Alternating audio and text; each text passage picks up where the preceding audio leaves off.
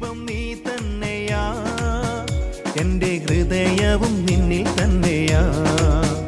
എൻ്റെ നിക്ഷേപം നീ തന്നെയാ, എൻ്റെ ഹൃദയവും നിന്നിൽ തന്നെയാ.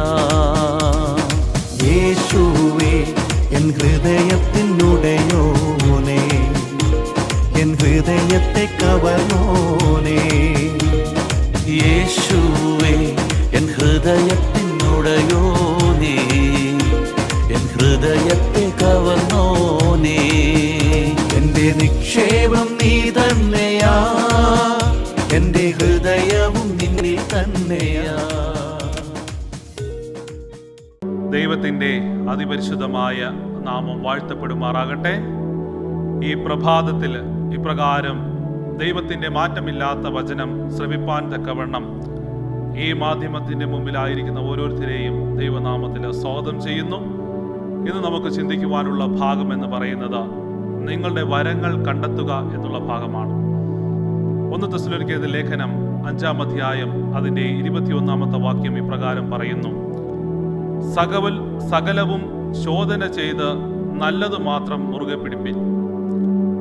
ഒരു ദിവസത്തിനുള്ളിൽ നിങ്ങൾക്ക് നിരവധി പ്രശ്നങ്ങളും പ്രയാസങ്ങളും നേരിടുന്നുണ്ട് എങ്കിൽ ലോകത്തിലെ ഏറ്റവും വലിയ ഇൻഫ്ലാറ്റബിൾ ഒബ്സ്റ്റക്കിൾ, അതായത് ഓട്ടം, ചാട്ടം, ഇഴയാൻ, കയറൽ, നീന്തൽ, വേഗത, സഹിഷ്ണുത, ചടുലത തുടങ്ങിയ കാര്യങ്ങൾ ചെയ്തുകൊണ്ട് തടസ്സങ്ങളെ നേരിടാൻ പരിശീലിപ്പിക്കുന്ന കോഴ്സായ ദി ബീറ്റ് നിങ്ങൾ കൈകാര്യം ചെയ്തിട്ടില്ല.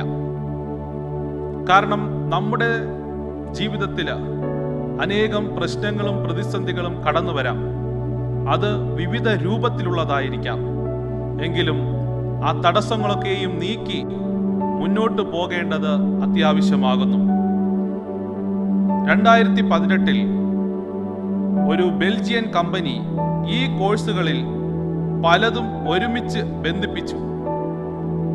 1625 അടി നീളമുള്ള ലോക റെക്കോർഡ് നേടിയ മെഗാ ഒബ്സ്റ്റക്കിൾ കോഴ്സ് രൂപപ്പെടുത്തിയെടുത്തു.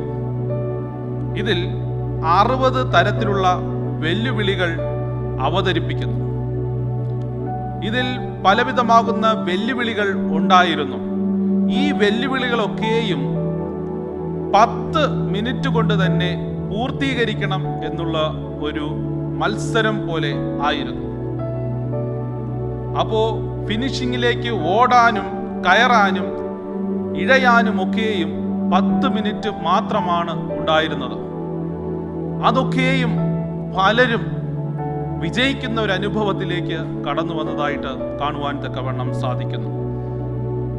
അതുപോലെ തന്നെ നിങ്ങളുടെ ആത്മീയ ദാനങ്ങൾ കണ്ടെത്തുന്നത് ഒരു തടസ്സ മാർഗങ്ങളിലൂടെ ഓടുന്നതിലൂടെയാണ് എന്ന് നിങ്ങൾ ചിന്തിച്ചിരിക്കാം. നിങ്ങളുടെ ആത്മീക വരങ്ങൾ കണ്ടെത്തുവാൻ തക്കവണ്ണം അനേകം തടസ്സങ്ങളുണ്ട് എന്ന് നമ്മൾ പലപ്പോഴും ചിന്തിച്ചിരിക്കാം.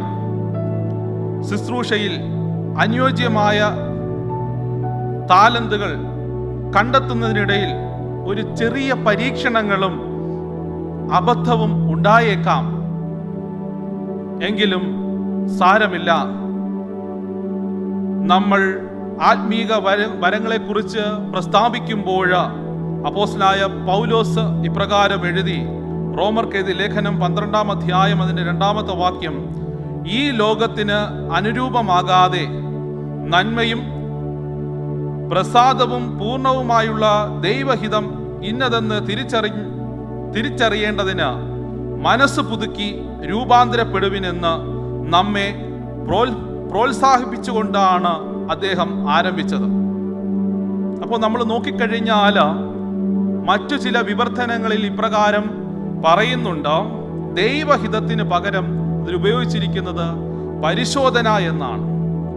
നാളിതുവരെയും നമ്മുടെ ജീവിതത്തിൽ എന്ത് താലന്താണ് ദൈവം നൽകിയിരിക്കുന്നത്, എന്ത് വരങ്ങളാണ് നമുക്ക് ലഭിച്ചിരിക്കുന്നത് എന്ന് നാം പരിശോധിച്ചിട്ടുണ്ടോ?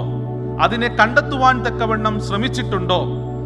നമ്മൾ പരിശുദ്ധാത്മാവിനാൽ നിന്നുള്ള മാർഗനിർദ്ദേശത്തിനായിട്ട് പ്രാർത്ഥിക്കുകയും തിരുവെഴുത്തുകൾ പഠിക്കുകയും ചെയ്ത ശേഷം ശുശ്രൂഷയുടെ മേഖലകളിൽ നാം പരീക്ഷിച്ചു നോക്കുക.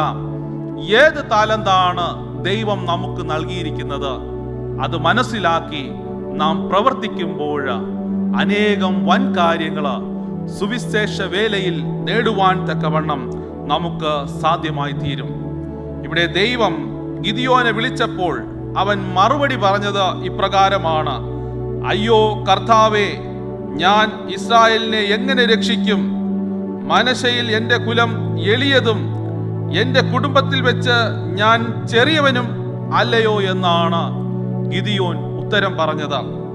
ന്യായാധിപന്മാരുടെ പുസ്തകം 6-ാം അധ്യായം അതിന്റെ 15-ാമത്തെ വാക്യമാണ് ഞാനിവിടെ സൂചിപ്പിച്ചത്. നമ്മളും പലപ്പോഴും ദൈവം വിളിക്കുമ്പോൾ, ദൈവം നമുക്ക് താലന്തുകളൊക്കെയും നൽകുമ്പോൾ, വരങ്ങളൊക്കെയും നൽകുമ്പോൾ, നാമും ഇതുപോലെ ഒഴിവ് കഴിവുകൾ പറയാറുണ്ട്. അപ്രകാരമല്ല. നാം പ്രാർത്ഥനയോടും ഉപവാസത്തോടും കൂടെ നമ്മുടെ ആത്മീക വരങ്ങൾ എന്താണ് എന്ന് മനസ്സിലാക്കിക്കൊണ്ട് പ്രവർത്തിക്കുന്ന ഒരു അനുഭവത്തിലേക്ക് കടന്നു വരണം. അത് നമ്മൾ ശുശ്രൂഷകനാകണമെന്നില്ല, വിശ്വാസി ആയിരുന്നു കൊണ്ടും നമുക്കിതൊക്കെയും ചെയ്യുവാൻ തക്കവണ്ണം സാധ്യമായി തീരും. ദൈവം എല്ലാവർക്കും താലന്തുകളും ദൈവത്തിന്റെ വരങ്ങളും നൽകിക്കൊണ്ടിരിക്കുന്നു. ഈ ദൈവം ഗിദിയോനോട് ഇപ്രകാരമാണ് പറഞ്ഞത്: ഞാൻ നിന്നോട് കൂടെയിരിക്കും. നിങ്ങൾ കർത്താവിനെ സേവിക്കുവാൻ ആഗ്രഹിക്കുന്നുവെങ്കിൽ ആത്മാർത്ഥമായിട്ട് പ്രാർത്ഥിക്കുക, താഴ്മയോടുകൂടെ മുന്നോട്ട് പോകുക, ദൈവം ഒരു വഴി തുറക്കുമെന്ന് വിശ്വസിക്കുക. അപ്രകാരം നമ്മൾ മുന്നോട്ട് പോകുകയാണ് എങ്കിൽ തീർച്ചയായിട്ടും നമ്മുടെ നിക്ഷിപ്തമായിരിക്കുന്ന ആത്മീയ വരങ്ങളെ നമുക്ക് കണ്ടെത്തുവാൻ തക്കവണ്ണം സാധിക്കും. അതിൻ പ്രകാരം ഊർജ്ജസ്വലയോടുകൂടെ നമുക്ക് ശുശ്രൂഷിപ്പാൻ തക്കവണ്ണം സാധിക്കും. ദൈവം അപ്രകാരം ഈ പ്രഭാതത്തില് നിങ്ങൾ ഓരോരുത്തരെയും ധാരാളമായി അനുഗ്രഹിക്കുമാറാകട്ടെ, വഴി നടത്തുമാറാകട്ടെ എന്ന് പറഞ്ഞുകൊണ്ട് ഞാൻ എൻ്റെ വാക്കുകൾ ഉപസംഹരിക്കുന്നു. നമുക്കൊരു നിമിഷം കണ്ണുകളടയ്ക്കാം, പ്രാർത്ഥിക്കാം. മഹോന്നതങ്ങളിൽ വാസം ചെയ്യുന്ന അടിയങ്ങളുടെ കർത്താവേ, അടിയങ്ങൾ ദൈവമേ അപ്പന്റെ സന്നിധിയിലേക്ക് താഴ്മയായി കടന്നു വരുന്നു. കർത്താവേ, ഇന്ന് കേട്ടതായിട്ടുള്ള വചനത്തെ ഓർത്ത് പ്രാർത്ഥിക്കുന്നു നാഥ. കേൾവിക്കാരായിട്ട് ഈ മാധ്യമത്തിനായിരിക്കുന്ന ഓരോരുത്തരെയും അപ്പന്റെ കരങ്ങളിലേക്ക് സമർപ്പിക്കുന്നു.